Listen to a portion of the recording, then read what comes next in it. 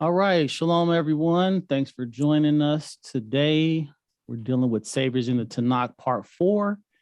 And today we're going to be dealing with Moses, Moshe Rabbeinu, the most famous prophet, probably known around the world as Moses, the writer of the Torah, the most humble person to live.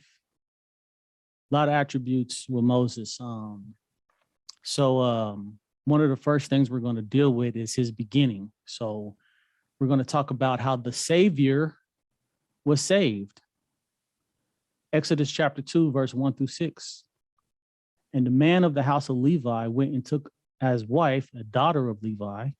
So the woman conceived and bore a son. And when she saw that he was a beautiful child, she hid him 3 months. So right here, the fact that she had to hide him, she saved him from being discovered, which is clear that he had to be saved before he could become a savior. So she hid him. But when she could no longer hide him, she took an ark of bulrushes for him, daubed it with asphalt and pitch, put the child in it, and laid it in the reeds by the river's bank. And his sister stood afar off to know what would be done to him. Then the daughter of Pharaoh came down to bathe at the river, and her maidens walked along the riverside. And when she saw the ark among the reeds, she sent her maid to get it. And when she opened it, she saw the child, and behold, the baby wept. So she had compassion on him and said, "This is one of the Hebrews' children." So Moses is still saved again because she had to take him up out of that water. Eventually the water could have leaked in. There's crocodiles, hippopotamuses, all kind of dangers in the river. Because eventually, I don't know where the river leads to, could have went over a waterfall, who knows? So the concept, again, like we've been stressing through all these different lessons, is this is physical salvation. He wasn't saved from any sins. He was saved from a time of danger that was right then and there. So fast forwarding into Exodus chapter 2, verse 16 and 17, this is where we're going to see the translators playing with words.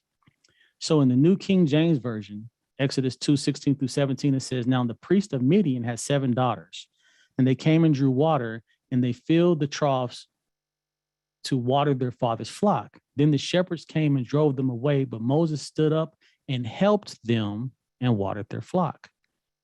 So this is where the word savior is actually there. Some translations actually say he saved them, but the New King James Version says he helped them. But again, that's not what the Hebrew says. So in the Strong's Concordance, that word is translated avenging, defend, deliver, help, preserve, rescue, be safe. Let's see. That's pretty victory, salvation. So he gave them salvation from those people, from the those shepherds that came. So the concept of salvation early in the Tanakh, so far we're only in Exodus, and every situation has always been a physical salvation in a time of trouble. So the regular is called, the translation is called the CEB. It says, "But some shepherds came along and rudely chased them away, but Moses got up, rescued the women, and gave their flock water to drink." So this translation actually says he rescued them instead of he just helped them. But still, the word in Hebrew would be, in the Strong's, is Yasha, which is 3467 in the Strong's, which is the root of the concept of salvation. We see the word Yeshua, Yeshua, all kind of different variations of this word basically go back to being a savior or salvation, preserving life, to be safe, to rescue, to avenge, all these different concepts. So Moses was a savior to those women before he even got to Israel. Now, when we jump into Exodus chapter 3, when we're dealing with Israel in Egypt, this is where the story thickens, because now we're dealing with a grand salvation on a national level. So this is not, did you just throw your hand up, Ross? I didn't see nothing. Okay. Oh, you just, okay. Now, therefore, Exodus 3, 9 through 10. Now, therefore, behold, the cry of the children of Israel has come to me, and I have also seen their oppression, which the Egyptians oppressed them. Come now, therefore, and I will send you to Pharaoh, that you may bring my people, the children of Israel, out of Egypt. So technically, the Most High is sending Moses to Egypt to be a savior, but it doesn't use that terminology. It doesn't use that terminology. It says to bring them out of Egypt. Why you got to bring them out of Egypt? Because they're being oppressed. So again, they need to be saved from a physical situation. And what's interesting, they weren't required to give no sacrifices. There's no blood. They didn't even believe in Moses like a savior or a Messiah. They just knew they're in a bad situation. It says they cried to God. So we see tears is what got them this salvation. It says the cry of the children of Israel has come to me. So that means that they were pouring their heart out. Now we know the prophecy had to be fulfilled that he told in Genesis concerning Abraham, but their cry still had some merit to it. 1 Samuel 7 and 8. So the children of Israel said to Samuel, do not cease to cry out to the Lord our God that he may save us from the hand of the Philistines. So we see over and over again the concept of crying to the Most High is where the salvation comes from. It's these tears, is the heart, the condition of the heart, and that's what he sees, and that's what brings about salvation many, many times. Psalm 145 and 19. He will fulfill the desire of those who fear him. He will also hear their cry and save them. So again, we don't see no concept of blood, them believing in the Messiah, all these things that are, taught in different religions. This concept of salvation is a physical thing from a particular problem. Jeremiah 11 and 12. Then the cities of Judah and the inhabitants of Jerusalem will go and cry out to their gods, to whom they offer incense, but they will not save them at all in the time of their trouble. So again, we see Jeremiah telling us the same thing. People who cry to their gods, they want to be saved out of a time of trouble and at a specific, event in space. So when we see the king of Assyria was oppressing people, he said, has any of the people's gods been able to save them from me? Because he was going around being a tyrant to everybody. And he was trying to sweat Hezekiah, like, I'm going to do the same thing I did to these other nations. And of course, we know what happened to Sennacherib, but the same situation goes down. Salvation is for a time of trouble, and we see Israel cry to get out of it. So the experience is not the same as imagining salvation. So in Exodus 14:13, and Moses said to the people, do not be afraid, stand still and see the salvation of the Lord, which he will accomplish for you today. For the Egyptians who you see today, you shall see again no more forever. So this was something that they actually experienced. They didn't come, Moses didn't show up and preach to the people. He didn't tell them, God's going to save you in your heart. You're still going to die, but you got salvation. That's not what happened here. They actually came up out of Egypt. The whole nation was saved. Well, not everybody, because we know some people didn't believe that, but that's in the oral traditions. But according to the written Torah, salvation occurred. The Egyptians that oppressed them were drowned in the by the water, and it says they got salvation and they saw it, they experienced it. And we're told in Exodus 6:6, therefore say to the children of Israel, I am the Lord. I will bring you out from under the burdens of the Egyptians. I will rescue you. There goes that word rescue again, from their bondage. I will redeem you with an outstretched arm and with great judgments, all physical, not spiritual. Now, spiritually, you have, happiness, you rejoice, you're glad, your spirit is probably even revived because you was under these, this oppression. But at the same time, you experienced physical salvation. You didn't imagine what it was going to be like. You actually got to experience it, them and their children.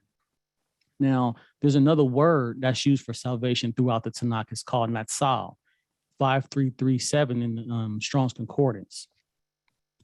It says to snatch away, to defend, deliver self, to where you can save yourself, escape, snatch away,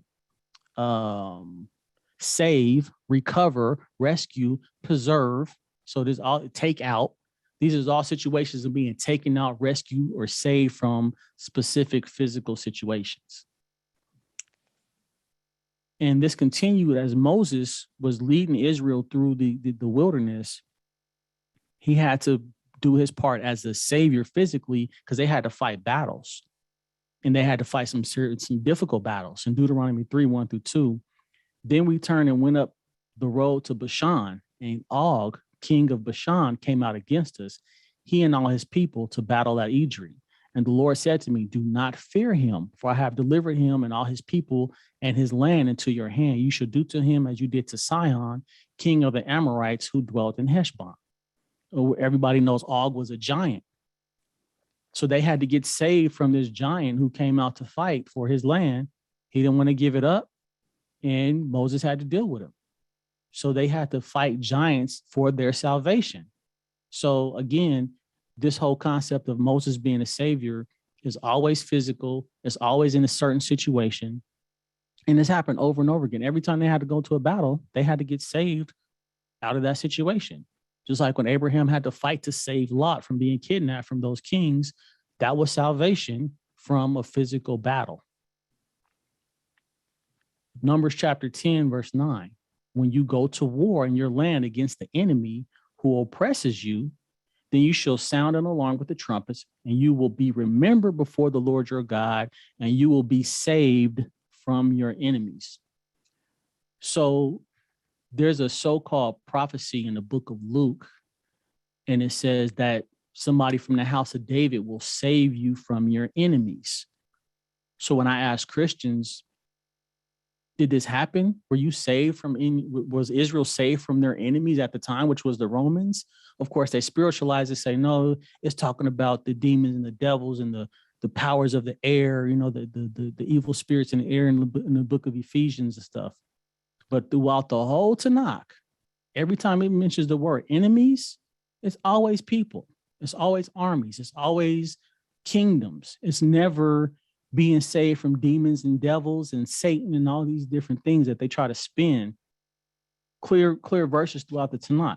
So if you was to go from Genesis through Malachi, you can't find any instance where Israel was saved from demons and devils. There's always being kidnapped by the Philistines, the Assyrians bothering them.